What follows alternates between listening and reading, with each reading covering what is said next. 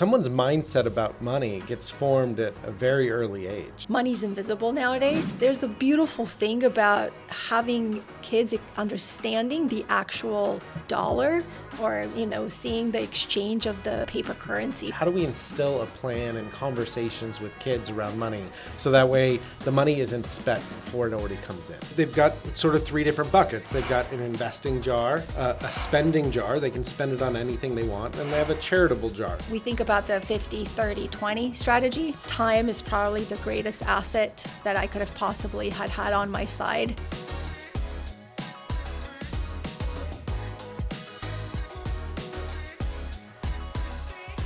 Patrice, we're going to talk about a topic today that's on the minds of many parents and grandparents, teens and money, or you could call it kids and money. Yep. I know you have a lot more experience because you have teenagers that you've talked to about money. You've also used to work in a bank, so you've seen it from the outside. My kids are young, and when I talk to a lot of other, clients about their kids and money, their kids are often, much older than teenagers.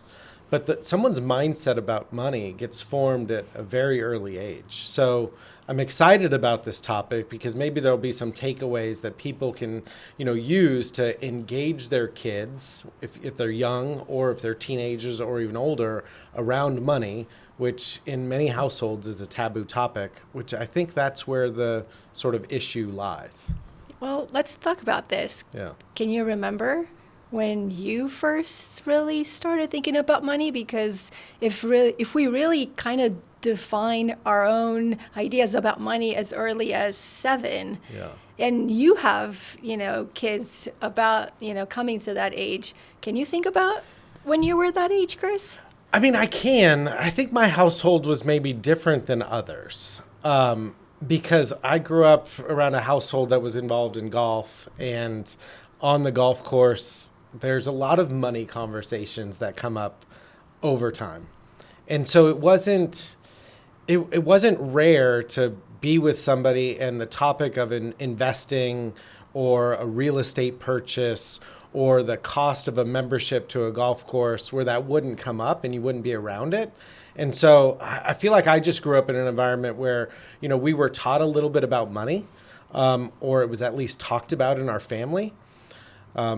Even to the bad part where sometimes when the credit card bill was in the mail, my mom would be like, "Hey, go get the credit card bill out of the mailbox because I don't want Dad to see it." So there were good and bad things around that.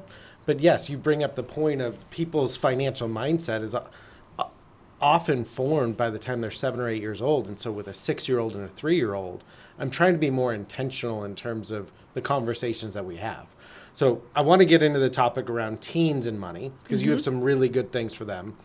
For my kids, I'm just trying to take the bucket approach. My kids are 6 and 3. So I want to give them chores and activities so that way they can understand the power of earning money, but you have to take action to earn it. And then beyond that, they've got sort of 3 different buckets. They've got an investing jar, a spending jar, they can spend it on anything they want, and they have a charitable jar, something that they can make an impact on, important causes or others that they would like. Right now, my 6-year-old thinks that everything is in the charitable jar. She's got money and she wants to give it away to help other people, and I think that is awesome and endearing, but I want to also teach her the other things. And so we're slowly integrating those concepts to my young kids. I love that you have that because I think those early conversations about the spend, save, and give, a lot of parents even miss that mark altogether. So I think that conversation, number one, has to happen. Now, how do you take that to the next level? Do you start 3 envelopes? Do you have 3 piggy banks? There's the, bucket approach. So I think that part can look very different in many families, but the fact that you're having that conversation is amazing. I think the next part is how do you actually even look at the money part of it. I think when we first even talked about this is that money's invisible nowadays. And that's one thing that actually just really ticks me off a little bit, because even when my boys were little, mine are, 20 and 18 right now. And I think even to their detriment, for most of their lives, every single time I went to the store, I tapped, I swiped. There's zero exchange, very little exchange of cash, right? So to them, money either probably grew on trees or it was unlimited, some kind of unlimited pool of funds, right? So I don't think I even really did a good job of explaining to them. Eventually I did, because I took them to the bank. I opened bank accounts for them. I explained that this is what we funded an account with when they were about 10 years old. I did that because I worked at the bank. So that was kind of fun for them. They signed a signature card back in the day when you did that, and it was not electronically. When they had a checkbook. When there was when there was a whole thing. But so I would say that, that's kind of lost, I think, on this next generation. But I would say there's a beautiful thing about having kids understanding the actual dollar, or seeing the exchange of the monetary, the paper currency. So I think if you're able to explain that to maybe the 6 to 10-year-old generation, I think that would be wonderful to do that. Yeah, money is definitely invisible. I mean, I was sharing with you, I took my daughter to Barnes and Noble. She got a gift card for her birthday and let her pick out a book. And I knew that the book that she bought was more than the gift card. So what I wanted to do is I wanted to get her used to using dollars and not swiping a transaction. So instead of her using the gift card, I gave her the $20 bill and I kept the gift card. And so when she got up there to pay for it, she quickly realized she didn't have enough money in her hand to buy that book. So then she had to go into her wallet, pull out more money, and get that feeling of like having to take something and give it away. Because I think that causes a visceral reaction. At some point in time, she might look back and say, oh, I'm so glad I did that. Or in the future, I won't do that. I'll make a different decision, as opposed to just swiping a card, or, as she would say, just order it from Amazon and it will be delivered to our front door, which is where I got started in this whole journey with my little ones. It's scary. It's very true. And the fact that you did that, I think that is one thing that I think kids nowadays, especially when you think about how, when you think about Venmo, when you think about Zelle, and it's very easy to lose touch of reality when it comes to money. Yeah. I think one of the things that we noticed is that as financial planners and people that kind of have conversations with others around money all the time, it's clear when you're talking to a person that has sort of a plan or a spending strategy in place. They understand the monies that they have and where their monies go. And their money has a purpose, I guess is what I'm trying to say. And one of the biggest pitfalls that we're trying to avoid or instill into our kids is that money having a purpose, and not just, going and working, receiving money, and then spending it all and saying, I'll save what's left. And so when I'm talking with people around money, it's like, no, help them make better decisions around it. And it's sort of having a framework. What are your thoughts around that? How do we instill a plan and conversations with kids around money so that way the money isn't spent before it already comes in? Even then, if I think back about like myself when I was young, and even when my kids had my oldest had his first job, I think nobody thinks that they have enough money to save. So I think even breaking it down, like you have $100, let's think about that $100 and how you can break it down. So I think we think about the 50, 30, 20 strategy. So $50, let's think about your absolute needs, what $50, 50% of that can do. So your needs. Yeah. 30, what do you want? So $30 can be anything you want, and then 20 of it can be your savings, or you can give it away to something that you care about. So 50, 30, 20. And I think if you instill those habits early on and have those as far as part of your values conversation, because again, starts with a conversation. And it's like, I think we talked about this, kids model, it's not what we say, but it's what we do. So if we model those behaviors ourselves early on and then include them in our conversations, is something that is really important. But if there's one thing that I wish that I had done myself, and even also probably started, because I wasn't a financial planner all my life, even though I was in banking. I wish I had known what I know now. I think if there's one thing that somebody had taught me early on is that time is probably the greatest asset that I could have possibly had on my side. So even if you have $20, if you have the discipline to put that $20 into a savings account and then just add to it continuously, even if it's $20. So if you are a teenager, and then create, first of all, an emergency savings, because then you never know when you're going to have to use it, even if your car breaks down, or if you have a medical emergency. And then beyond that, when you save for the long term, if you save for your future self, I know when you're a teenager that future self sounds really far away, but putting it into a brokerage account with a index fund that has low costs, that's definitely going to pay off in the long term. I'm glad that you brought that up. And I love the fact that you said, like, even if you're starting to save or invest with a little bit of money. I was having this conversation with my niece over the weekend. Sorry, Peanut, I love you, but I'm going to throw you under the bus. She's 23 years old. She just graduated college last year, and she's working, and she's not contributing to her 401k plan. Mm-hmm. She's just struggling to get by, but she's giving up on free money. Okay. And I tried to give her the advice, not even around the free money that she's missing out on, but the importance of time. Because even if she starts saving a little bit now, that time really compounds, because all you really have is the amount that you save, the risk that you take on, and the time that you have to invest. And if she could invest $5,000 today at 23, and let's just say that she's lucky enough to have that money double every 7 years, right? So that $5,000 at 23 becomes $10,000 at 30. It becomes $20,000 at 37. It becomes $40,000 at 44. It becomes $80,000 at 51, right? It becomes $160,000 at 58. I mean, that's compounding. Yep. And that's just starting with $5,000. Imagine if you were able to save that every single year, and the company's also going to give you $5,000. Right. So now you're not saving 5, you're saving 10. I think the time is often missed because people look at it and say, well, it's not much, so that's not going to amount to anything anyways. And they're wrong, because time will allow that compounding to work.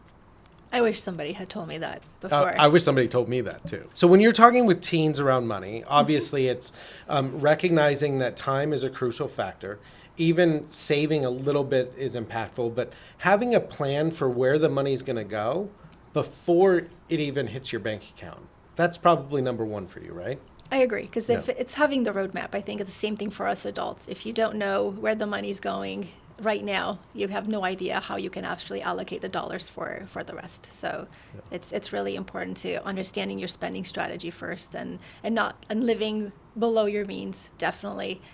So it's really easy, I think, even as I think probably the next generation, to get caught up into that whole thing about, if I'm going to get a raise, then therefore I'm going to get a bigger apartment, to get a bigger car. Try to not do that, because it is so much easier, so much nicer to be able to save more, so that you can then enjoy nicer things. Not to say that you can go on nicer vacations, but we've all been there when we've done that and then regretted it as well. So I think that's really good advice. I enjoy sort of experiences, travel, good food, and it's very easy to kind of get in the habit, as you're making more money, to indulge on those things that you enjoy. But it's so important to have that delayed gratification, to sacrifice doing more of it because you're making more money in turn for saving a little bit more. And so that's really good advice. But having conversations with kids and teens around money is probably the most important thing. You've got to share your experiences with them. You've got to help build out the roadmap, even the mistakes that you've made, to help them prevent. I mean, the average American could not afford a $2,000 surprise without having to go into debt today. I mean, if you need 4 new tires on a car, that's $800, $1,000 right there. I mean, you're in trouble.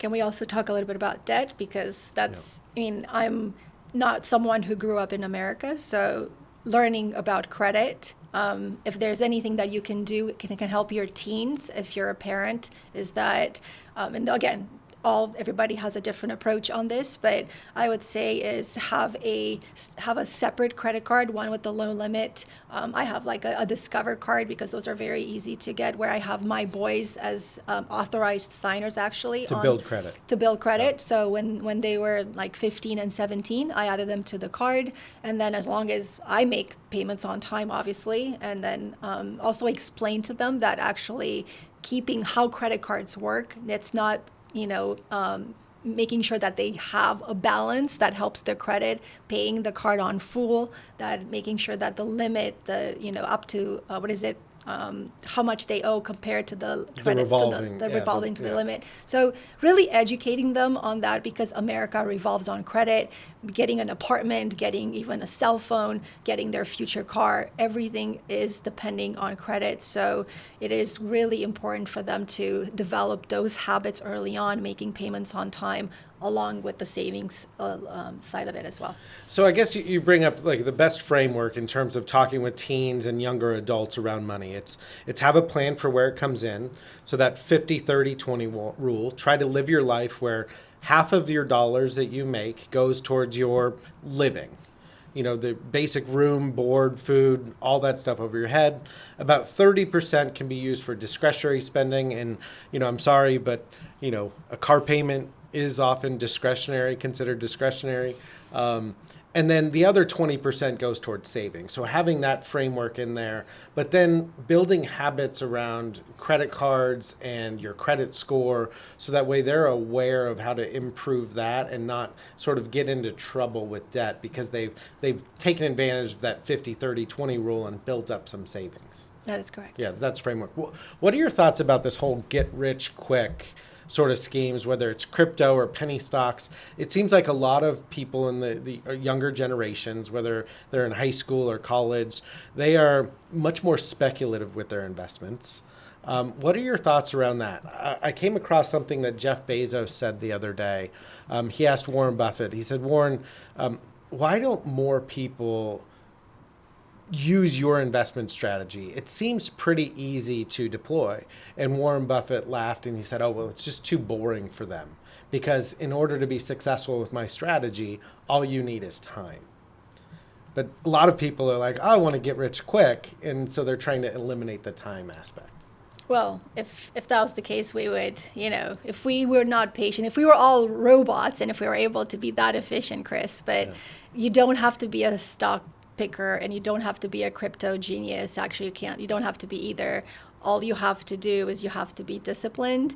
And like I said before, you have to open a savings account and an investments in account, and then you need to start adding to it on a regular basis, because time is the greatest asset that you have. It's kind of like that saying is, when is the best time to plant a tree? Is 20 years ago. When's the best next time? Today. So I think it's the same thing with investments.